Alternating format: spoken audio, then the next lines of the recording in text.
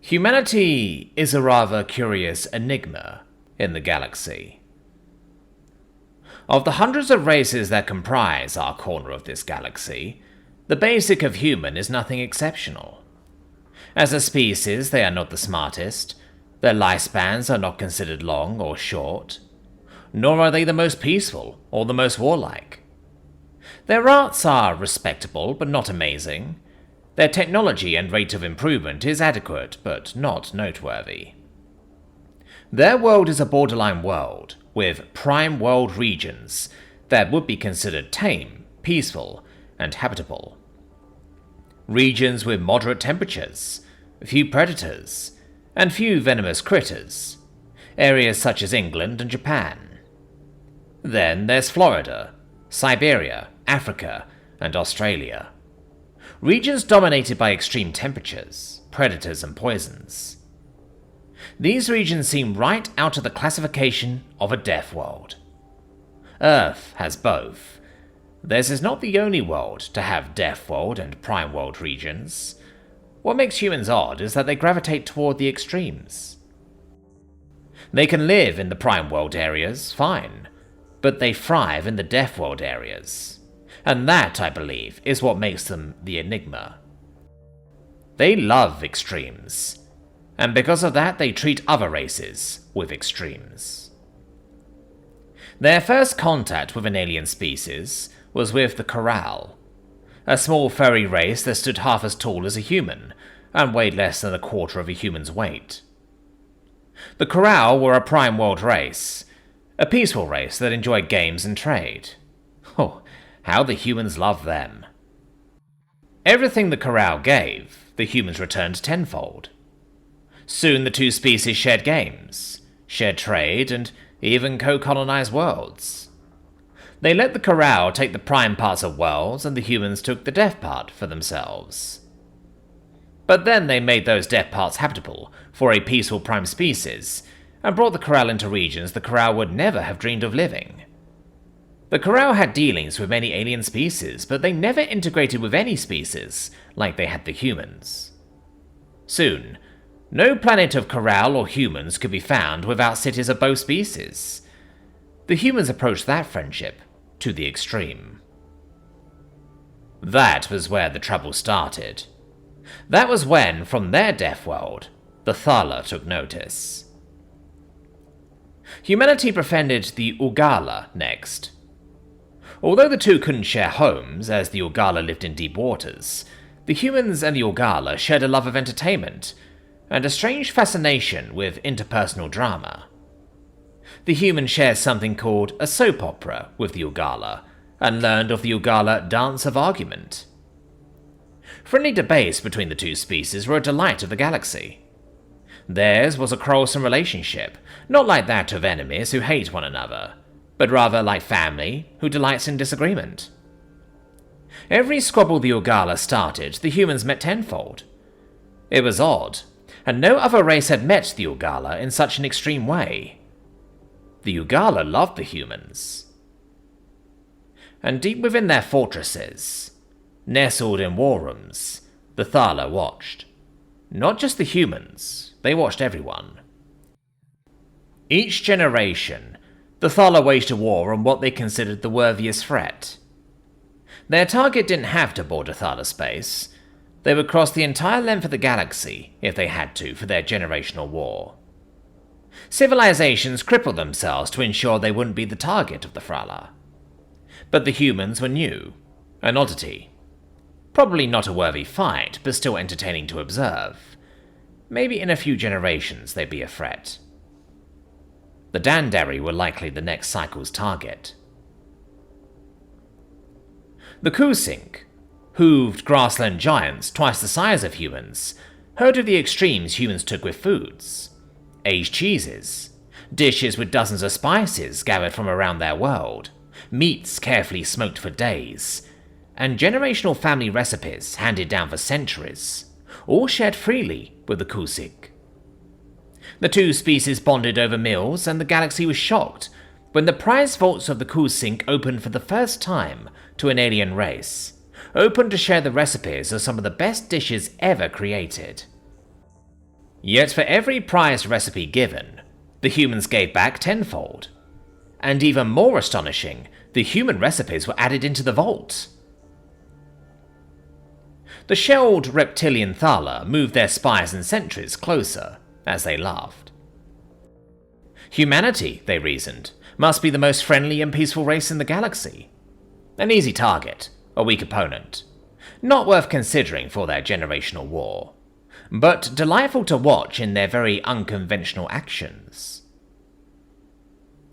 The humans' first real challenge came from the xenophobic Dandari, religious zealots who somewhat resembled a bipedal deer from the human homeworld. After millennia of attempting to convert and subjugate their neighbors, the Dandari had given up and closed their borders, declaring the rest of the galaxy forever godless. Human expansion soon gave the Dandari a new neighbor, and this neighbor couldn't give back to Dandari what they received: privacy. Oh, humanity tried.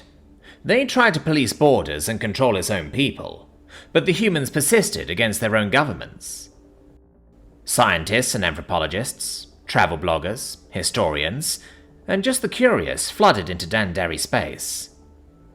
The Dandari were prepared for bandits and outlaws, but not this. Their religion didn't allow the slaughter of civilians. But the most offensive to the Dandari were the human missionaries. How dare the godless attempt to bring their religions into Dandari space? Unable to use a military response, the Dandari responded by sending tens of thousands of their own missionaries into human space. Surprisingly, their zealots were met with open arms, and ears willing to listen. Some humans even did the unthinkable and converted. Those the religion declared forever godless had seen the light. On top of that, some of the Dandari people were even converting to the human religions. Every eternal message and religious philosophy the Dandari gave to the humans was met by hundreds of human ideas. Without firing a shot, without even intending to cause harm, the humans had overturned the whole of Dandari society. Borders were opening, and a theocratic government was falling. The Thala no longer laughed as they watched. To them, humanity had just crippled one of the most powerful empires in the galaxy by somehow weaponizing friendship. Their first assumption was wrong. This species would be anything but an easy conquest. Humanity was growing rapidly in influence and allies. Soon it would be a large enough threat to deserve the focus of the Thala. The next generational war had its target, but they still had decades to prepare. When the time finally came, the Thala offensive hit hard and fast. This was not some prey to chase around and nip at the heels. This was a rival that had to be slaughtered before it could claim the right of leadership. They thought they understood humans better than any others, even better than the Corral, who lived with the humans, or the Ugala, who debated as family, better than the Kusink, who shared meals, or the Dandari, who converted to human religions. No, the Thala understood because the Thala watched. To an extent, the Thala did understand. They saw much of humanity's strength would be in its friends. They needed to cripple the humans before those friends could step in to aid them. Defeat had to be fast, and because it was the Thala, a full death world species who lived in brutality and violence, their war would be bloody to the extreme. Yet, humanity is an enigma, and humans thrive in extremes, and everything given to humans was returned tenfold. The first thing the Thala gave humanity wasn't violence, it was their attention. The Thala thought they watched from the shadows, but for every eye watching, the humans had 10. The humans didn't have to watch every species in the galaxy. They could focus their attention on the Thala. The second thing the Thala gave humanity was preparation. For every troop and warship the Thala readied, the humans prepared 10. Decades of both sides watching, planning, building. Decades of secretly developing technology and training. The Thala thought they had the largest and most advanced fleet in the galaxy, but they were a very distant second. The Thala, considered the most violent race in the galaxy, didn't try to wound their prey. They went straight for the heart. Their fleet jumped straight to the Sol system to give the humans their third gift: surprise. Ignoring the humans' allies, their colonies and military installations, they went straight for the human homeworld of Earth. Before their sensors could even register the threat, a third of the Thala fleet was gone. The space at the edge of the solar system was littered with mines and lasers flashed everywhere. Rockets and projectiles were already barreling toward the fleet, all before the sensors saw a single human ship. When the readings came in, the Thala was shocked to see a fleet the same size as their own, waiting to greet them. The flagship was one of the first destroyed. 2 orders were issued by 2 different surviving admirals: advance and retreat. Those that followed the first order died in seconds. An eighth of the fleet survived the retreat. What should have been the largest fleet to ever exist had been obliterated in seconds. Surprise had been returned by the humans tenfold. As the remnant fled home, distress calls reached them. The shipyards of the Gobi system were under attack. Trade centers on the other side of Thala space were besieged.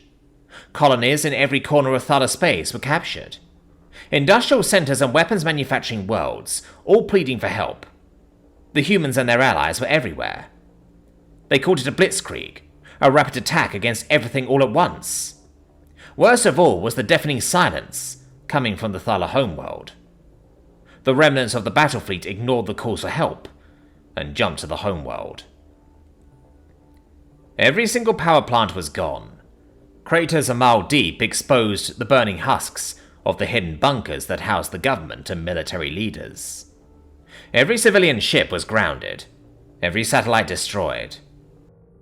And in orbit of the homeworld, amid the debris of the defense ships, were the humans. Violence had been returned by the humans in the extreme. Did the human fleet from Sol beat them here? How? That question was answered in seconds, as the fleet from Sol jumped in behind the Thala remnant. 2 human fleets, outnumbering the damaged Thala ships 16-1, and more fleets out-ravaging the rest of Thala space. That was the day the galaxy truly understood the enigma of the humans. A seeming mundane species who loved to live in the extremes. The Thala learned of humanity's extreme capacity for violence, and shortly after, its extreme mercy. Humans accepted the surrender, then shocked everyone when they helped rebuild. They earned the undying respect of the surviving Thala, as they recognized the species that earned the right of leadership through combat. Humans even established colonies on the most brutal parts of the Thala homeworld, the areas even Death Worlders wouldn't dare to live. In the deadliest corners of the homeworld of their enemies, the humans thrived. The galaxy watched in awe, as the most extreme race in the galaxy turned the deadly Thala into yet another friend.